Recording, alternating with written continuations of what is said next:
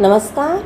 आज का हमारा विषय है शब्द विचार। शब्द विचार आरंभ करने से पहले मैं आपको बताना चाहती हूँ कि हमने टफ टॉपिक नहीं लिए, हमने इजी टॉपिक लिए हैं। सबसे पहले हमने भाषा लिया है, फिर वर्ण और शब्द, क्योंकि इंसान जानता है कि अगर इंसान ने किसी भी जगह पर जाना हो तो स्टेप बाय स्टेप, अगर छत पे भी जाना हो या कहीं भी चढ़ना हो ऊपर, तो एक कदम के बाद दूसरे कदम, तीसरा कदम और आगे बढ़ा जाता है और अपनी मंजिल तक इंसान पहुंच ही जाता है।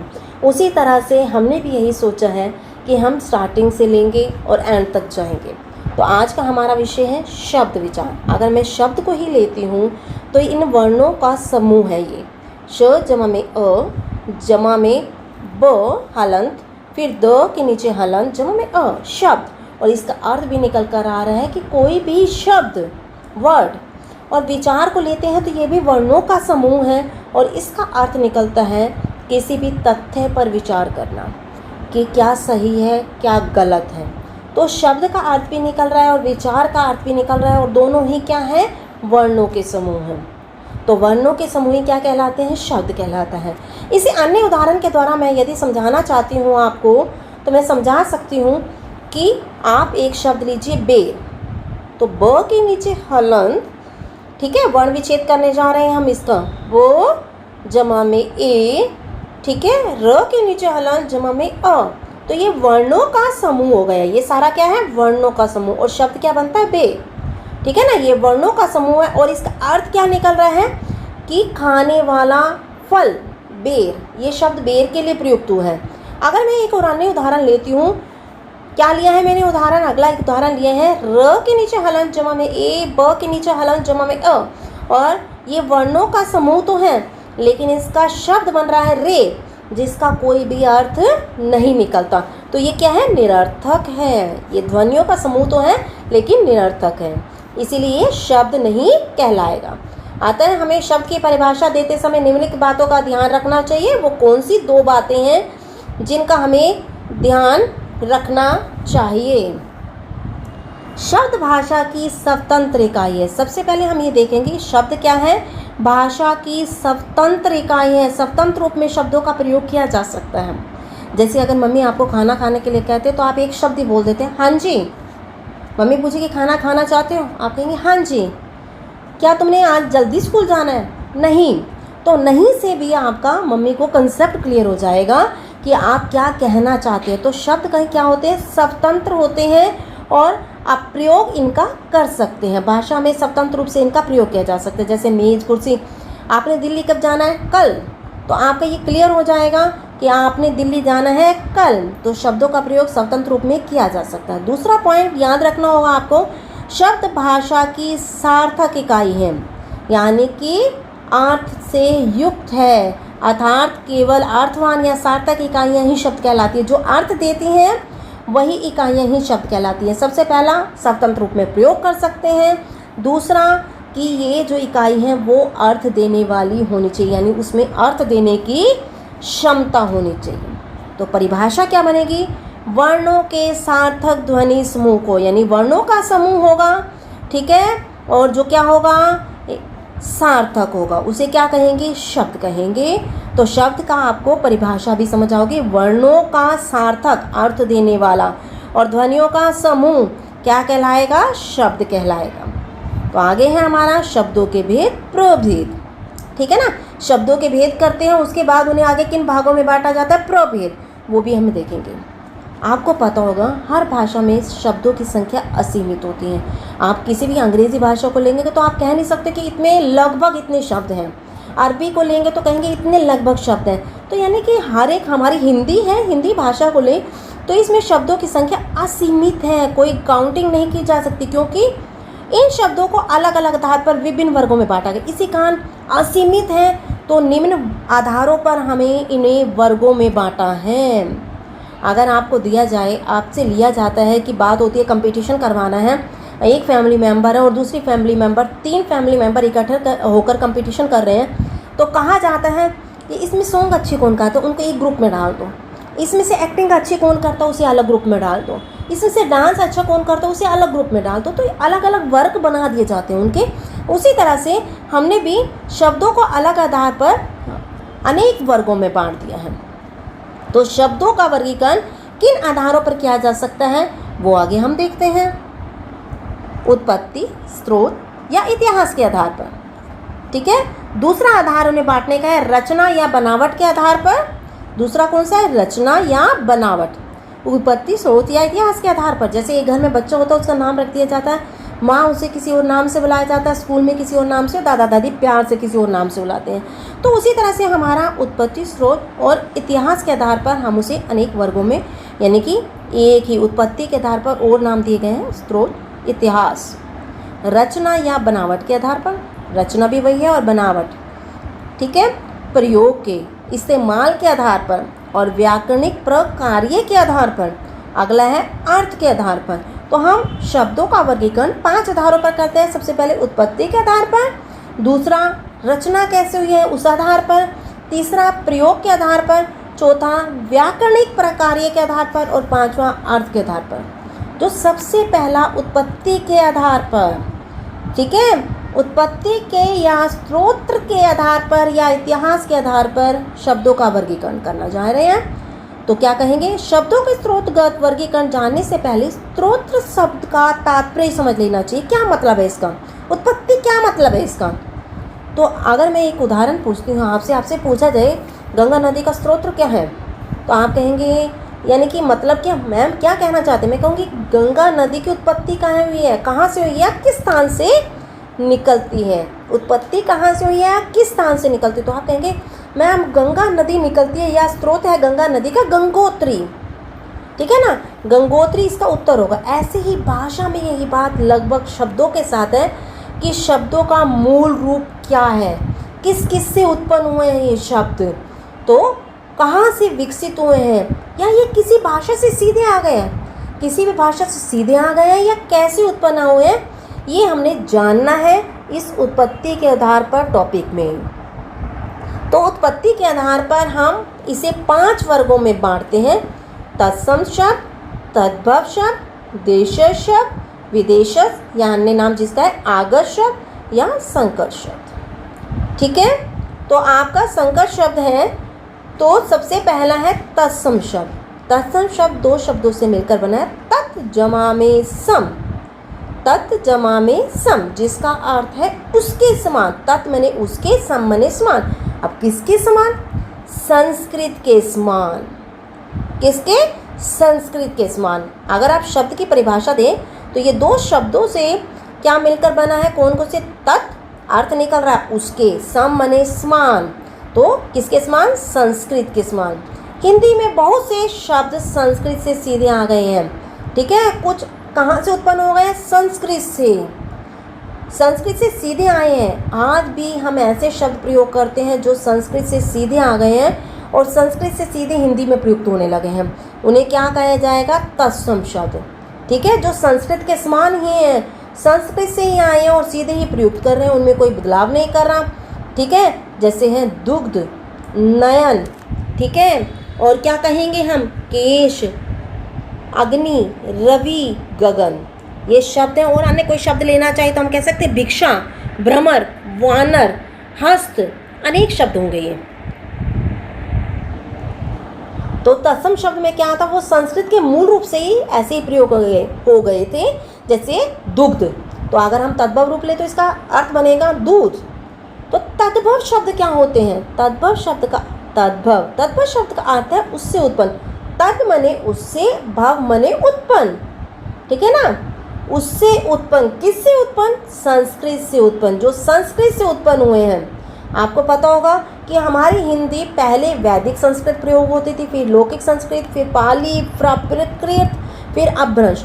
हिंदी को हमारे यहाँ तक पहुँचने में अनेक सोपानों से गुजरना पड़ा है, ठीक है, कि कौन कौन से सोपान थे? वैदिक संस्कृत, ठीक है, लौकिक संस्कृत, फिर पाली, फिर प्राकृत, फिर अपभ्रंश। इनसे गुजरकर हमारे हिंदी में पिछड़कर बन रूप बदलकर हिंदी में प्रयुक्त होने लगे हैं। लेकिन कुछ शब्द ऐसे हैं जो हमें संस्कृत से रूपांतरित करके हिंदी में प्रयुक्त हो जाने लगे हैं, जैसे दुग्ध, दूध, ठीक है। आपका है, अगला है आँख, बाल, सूरज, आग, आकाश। अग्नि का क्या अर्थ निकलता है? आग, ठीक है ना। आप देखना चाहें तो आप कहते हैं भिक्षा, भीख। तो तो अनेक अर्थ निकलेंगे। तो तद्भव शब्द क्या होते हैं, जो संस्कृत से हिंदी में रूपांतरित होकर प्रयुक्त किए जाते हैं। तो आप ग्राम लेती हो तो उसका अर्थ निकलेगा गांव, ठीक है। दूध का क्या अर्थ निकलेगा, दूध। तो ये क्या हो गया, अगर आप लेंगे रवि का अर्थ क्या निकलेगा, सूरज। अग्नि का अर्थ क्या निकलेगा, आग। तो क्या होंगे, ये संस्कृत से रूपांतरित होकर हिंदी में प्रयुक्त होंगे। देशज शब्द क्या होते हैं, जो शब्द संस्कृत, हिंदी या किसी भाषा के ना हो, जो संस्कृत के नहीं होंगे, हिंदी के नहीं होंगे, बल्कि भारत की विभिन्न जनजातियों या ग्रामीण क्षेत्रों से की बोलियों से लिए गए होंगे। ग्रामीण क्षेत्रों में बोले जाते हैं, उन्हें देशज शब्द कहते हैं। जैसे आप लेने जाते हैं तो आप कहते हैं कि सकोरा दे दो, तो अगर आप जाएंगे तो सकोरा किसका शब्द है, ये ग्रामीण क्षेत्र का शब्द है, जिसका अर्थ निकलता है मिट्टी का छोटा कटोरा, ठीक है ना, मिट्टी का छोटा कटोरा। आप लेते हैं छोला, कई लोग बोलते हैं छोला, जिसका अर्थ क्या निकलता है, चना। आप गांव में बोलते एक शब्द बोलते हैं टंच, टंच हो गया बहुत, ये काम तो टंच हो गया। टंच का अर्थ क्या निकलता है, जो हर प्रकार से ठीक हो या तैयार हो, इसका अर्थ निकलता है, ठीक है। ये जो शब्द मैं ले रही हूँ, टंच ले रही हूँ, छोला ले रही हूँ, ठीक है, और सकोरा ले रही हूँ, ये क्या शब्द हैं, ये देशज शब्द हैं। अगर हम शब्द ए को लेते हैं ठूंठ, ठूंठ बन गया ये वृक्ष। तो ठूंठ का अर्थ क्या होता है, शाखाओं और पत्तियों से रहित, जिसकी ना तो शाखाएं हैं ना ही पत्तियां हैं, बल्कि तना मात्र वृक्ष है, उसे क्या कहा जाएगा, ठूंठ। तो हमारी हिंदी में इस शब्द का प्रयोग किया जाता है। अगला हम लेते हैं ढोर की तरह कर रहे हो तुम, तो काम ढोर की तरह कर रहे हो, तो ढोर का क्या अर्थ निकलता है, गाय भैंस आदि पालतू पशु। गाय भैंस आदि पालतू पशु, उसे क्या कहा जाता है, क्या कहा जाता है, ढोर। तो ये कुछ ऐसे शब्द हैं कि जो हमारे कहाँ से लिए गए हैं, हमारे देशज शब्द से। आप बोलते जूता, जूता दे दो, तो ये जूता भी हमारा ग्रामीण शब्द है। लोटा, ठीक है, लोटा भी हमारा ग्रामीण यानी कि देशज शब्द है। रांगा, आप बजाते हैं, कई बार बच्चे देखेंगे भोंपू बजाते हुए चलते हैं, भोंपू, जो तेज तेज आवाज़ देते हैं, और रिक्शा वाले भी आगे लगा देते हैं, हॉर्न होता है उनका, भोंपू भोंपू के आवाज़ आते हैं, वो भोंपू जो है वो भी आपका देशज शब्द है। बुआ है, वो भी आपका देशज शब्द है। बाजरा है, ठीक है, बाप है, ये भी सारे देशज शब्द और हमारे हिंदी में प्रयुक्त किए जाते हैं। तो देशज शब्द क्या होते हैं, जो कहाँ से लिए जाते हैं, जनजातियों या ग्रामीण क्षेत्रों से लिए जाते हैं। तो कुछ शब्दों के मैंने उदाहरण भी दिए हैं यहाँ पर। अगला हमारा जो विदेशज या आगत शब्द। विदेशज मने नाम से ही आपको क्लियर हो रहा होगा शब्द से, विदेशज जो विदेश से, आगत मने आए हैं, जो विदेश से आए हैं और हमारी हिंदी भाषा में प्रयुक्त किए जाने लगे हैं, ठीक है, जो ना संस्कृत के हैं ना हिंदी के हैं, बल्कि अरबी, फारसी, अंग्रेजी, पुर्तगाली, चीनी, तुर्की, जापानी, ठीक है, अनेक भाषाओं से हिंदी में ग्रहण किए गए हैं। उन्हें क्या कहते हैं, विदेशज शब्द कहते हैं। समझ आ गई होगी आपको, जो हमारे ना तो संस्कृत के हैं ना हिंदी के, बल्कि विदेश की भाषाओं के हैं, भाषा से ग्रहण किए गए हैं, हमारी हिंदी में प्रयोग किए जाते हैं, वो विदेशज शब्द कहलाते हैं। अगर मैं एक एग्जांपल लेती हूँ, अंग्रेज़ी का लेना चाहूँ तो अंग्रेज़ी में आइसक्रीम खाते हैं आप शौक से, आइसक्रीम, ये जो शब्द है ये अंग्रेज़ी का है। कॉलेज, ये किसका है, अंग्रेज़ी का। इंजीनियर किसका है, अंग्रेज़ी का। कंपनी, अंग्रेज़ी का। चॉकलेट, सॉरी आ लगाना भूल गए हैं, चॉकलेट ये किसका है, अंग्रेज़ी का। डायरी, अंग्रेज़ी का, ठीक है ना। आप कहते हैं कूपन निकल आया मेरा, तो ये भी अंग्रेज़ी का शब्द है। कोट है ये मेरा, ये भी अंग्रेज़ी का शब्द है। टाई है, ये भी अंग्रेज़ी का शब्द है। Jail, nurse, pump, powder, parcel, ये सारे, पिक्चर देखने चले, ये भी अंग्रेज़ी के ही शब्द हैं। लेकिन मैंने कुछ उदाहरण लिए हैं, तो मैंने अन्य उदाहरण आपको बता दिया कि आप यूज़ क्या करते हैं, कूपन यूज़ करते हैं, कोट यूज़ करते हैं, जैसे मैं अभी यूज़ कर रही हूँ। यूज़ शब्द भी आपका किसका, अंग्रेज़ी का है। Nib, nurse, pipe, powder, parcel, ये सारे अंग्रेज़ी के शब्द हैं। आगे है अरबी से, जो अरबी भाषा से आए हैं। अरबी भाषा से हमने लिया है अखबार, अखबार शब्द लिया है, ठीक है। ये अगर प्रयोग करते हैं कि अखबार आ गई आज की, तो ये कहाँ का शब्द है, अरबी भाषा का शब्द है। ये तो बड़े अमीर हैं, जो अमीर शब्द है हमारा, ये किसका है, अरबी भाषा का है। आईना ला दो, तो ये किस भाषा का शब्द है, अरबी का है। इस्तीफ़ा दे दिया उसने अपनी किससे, नौकरी से, तो ये भी किस भाषा का शब्द है, इस्तीफ़ा दे दिया उसने अपनी उससे नौकरी से, तो ये कहाँ का शब्द है, अरबी का।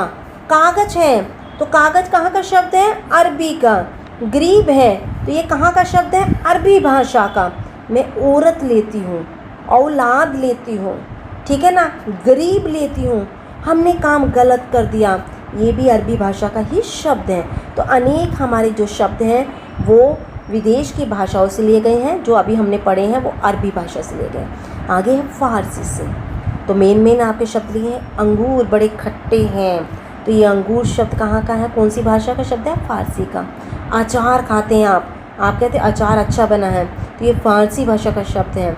चाय में अदरक डाल दो, अदरक किस भाषा का शब्द है? फारसी भाषा का। आमदनी अच्छी हो गई आज, ये फारसी भाषा का। मैं तो कामयाब हो गया, फारसी भाषा का। इस कारीगर ने बहुत अच्छा काम किया है, ये फारसी भाषा का शब्द है। और अगर लगाना चाहिए ज़मीन है, जादू है, दुकान है, दूरबीन है, दोस्त, ये सारे फारसी भाषा के हैं। तो आपको ये अरबी फारसी भाषा के बारे में तो समझ आ गया कि कौन कौन से शब्द हैं, लेकिन आपको कई बार छांटने दे दिए जाते हैं। तो आप ध्यान रखिएगा अरबी भाषा और फारसी भाषाओं में कैसे पता चलेगा, आपको कैसे पता चलेंगे अरबी फारसी भाषाओं के। तो आपको याद रखना ही है कि इन वर्णों से, जो मैं वर्ण दे रही हूँ, इनसे कोई भी अरबी फारसी भाषा का शब्द आरंभ नहीं होगा।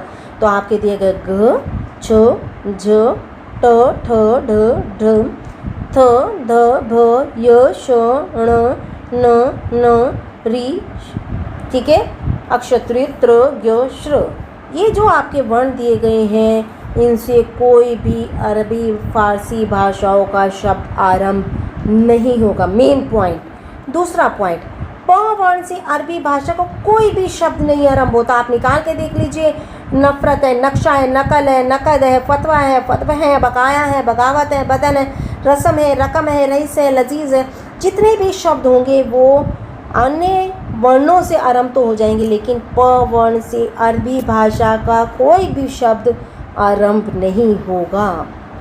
ठीक है, आगे है अरबी फारसी भाषाओं में नुक्ता वाला फ यूज़ होगा, फ खाली नहीं। ठीक है, ज यूज़ होगा, ज नहीं यूज़ होगा, यानी नुक्ता लगा होगा। ठीक है, आप अरबी फारसी भाषाओं में फ नुक्ते वाला यूज़ होगा, बिना नुक्ते के फ दोनों में नहीं यूज़ होगा। और लेकिन अरबी फारसी भाषाओं में ज और ज ये दोनों इस्तेमाल किए जाएंगे। समझ आ गए होंगे, ध्यान रख सकते हैं। अरबी फारसी भाषाओं को कैसे जाना जाए वो मैंने आपको बता दिया है। अब हम चीनी भाषा के कुछ शब्द लेना चाहेंगे। तो हमारी चीनी भाषा के कुछ शब्द हैं चाय, चीनी, लीची, सिंदूर। तो हमने लिया है चीनी में, आप कहते हैं चीनी भाषा का शब्द है, आप कहते हैं ना चीनी डाल दो, ठीक है ना, चाय ला दो। लीची बहुत टेस्टी है, सिंदूर है, ये चीनी भाषा के शब्द है। तुर्की से कहते हैं कालीन बड़ा सुंदर है। और आप एक देखते हैं ना, आका आ गया यानी मालिक, कालीन बड़ा सुंदर है। उर्दू जो आपका शब्द है वो भी तुर्की भाषा का है। चम्मच इस्तेमाल करते हैं आप शब्द, वो भी तुर्की भाषा का है। चाकू इस्तेमाल करते हैं शब्द, वो भी तुर्की भाषा का है। ठीक है ना। और मुसलमानों में इस्तेमाल एक शब्द करते हैं बेगम, आप क्या कर रही हैं, तो ये बेगम शब्द भी तुर्की भाषा का ही है। ठीक है, तुर्की भाषा के हमने लिए बेगम। ठीक है ना। आपने देखा कि चुगली करती हो तुम तो बहुत, वो भी हमारी तुर्की भाषा का है। ठीक है ना। आपने तोप देखा होगा, वो भी तुर्की भाषा का शब्द है। बीवी शब्द है जो, वो भी हमारा तुर्की भाषा का है। लाश, जो लाश इस्तेमाल करते हैं शब्द, वो भी तुर्की भाषा का शब्द है। अगला जो हमारा है, अगला जो भेद है संकर शब्द, उपभेद कह सकते हैं जिसे हमें प्रभेद भी कह सकते हैं। ठीक है, उपभेद में या प्रभेद दोनों एक होते हैं। संकर शब्द क्या होते हैं, जो शब्द दो भिन्न भाषाओं के शब्दों से मिलकर बनते हैं उन्हें संकर शब्द कहते हैं। तो इसके एग्जाम्पल मैं ले रही हूँ। जैसे सबसे पहले लीजिए हिंदी अंग्रेज़ी का। आपको जो पहला शब्द होगा वो हिंदी का होगा और जो दूसरा होगा वो अंग्रेज़ी का होगा। पहला है माल गोदाम, तो माल है हिंदी का, गोदाम है अंग्रेज़ी का। लाठी चार्ज, लाठी हिंदी का, चार्ज अंग्रेज़ी का। कपड़ा मिल, कपड़ा आपका हिंदी का और अंग्रेज़ी का मिल। तो आपके जो जैसे मैंने सीक्वेंस में दे रखे हैं वैसे ही आपके ये शब्द हैं, तो हिंदी बाद में अंग्रेज़ी। तो मैंने कुछ एग्जाम्पल आपको यहाँ पर उदाहरण दे दिए हैं जिनसे आप समझ जाएंगे। हिंदी और संस्कृत का मैं लेना चाहूँ तो हिंदी का है कपड़ा, उद्योग है संस्कृत का। मांग है हिंदी का, पत्र है संस्कृत का, पूंजी है हिंदी का, पति है संस्कृत का, अठ है हिंदी का और मासा मने संस्कृत का। तो इसका मतलब बनता है 8 मासों का यानी 8 महीनों का समूह। तो अंग्रेजी और संस्कृत के कुछ, जिन्हें हम क्या कहते हैं, जो दो भाषाओं के मेल से बनते हैं, उन्हें संकर शब्द कहा जाता है। संकृत हो गए, दो भाषाओं से मिलकर बन गए। तो मैंने यहाँ कुछ एग्जाम्पल लिए हैं। तो अंग्रेजी और संस्कृत के एग्जाम्पल लेना चाहें तो अंग्रेजी का है रेडियो, तरंग है संस्कृत का। जेल, जेल है आपका अंग्रेजी का, यात्रा है संस्कृत का। रेल, रेल है अंग्रेजी का, यात्रा है संस्कृत का। रेल यात्री भी ऐसे ही है, रेल मार्ग भी ऐसे है, रेल मंत्री भी ऐसे है, रेल मंडल भी ऐसे है, रेल विभाग भी ऐसे हैं। जो पहला शब्द है वो अंग्रेजी का और दूसरा संस्कृत का है। तो हिंदी फारसी के भी लेना चाहें तो हम ले सकते हैं परकटे। तो आपका हिंदी का प्र और फारसी का कटे। आपका हिंदी का बे, तुका है फारसी का, बे हिंदी का, जोड़ है फारसी का, बे हिंदी का, डोल है फारसी का।